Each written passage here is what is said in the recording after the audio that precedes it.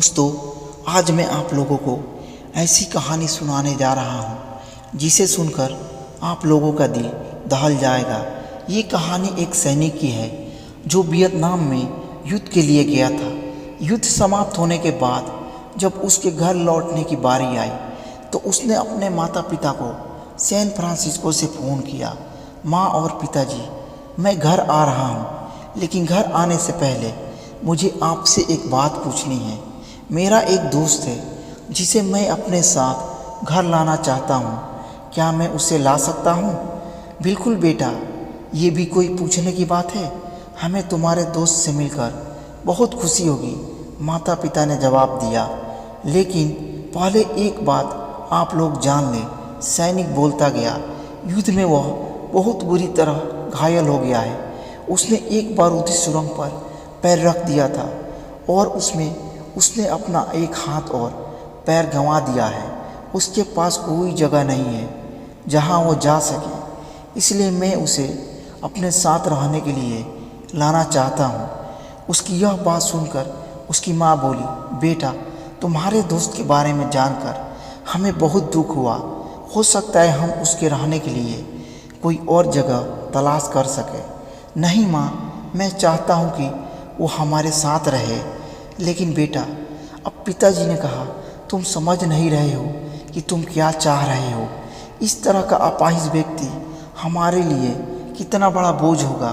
हमारी अपनी ज़िंदगी है जीने के लिए और हम नहीं चाहते कि इस तरह की कोई भी परिस्थिति हमारी ज़िंदगी में दखल दे। मेरे हिसाब से तुम अकेले घर आना चाहिए और अपने दोस्त को वहीं छोड़ देना चाहिए।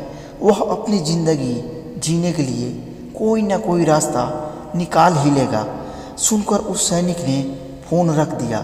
कुछ दिनों बाद उसके माता पिता को सैन फ्रांसिस्को पुलिस से एक संदेश मिला जिसमें उन्हें बताया गया कि उनके बेटे की एक बिल्डिंग से गिरकर मौत हो गई है।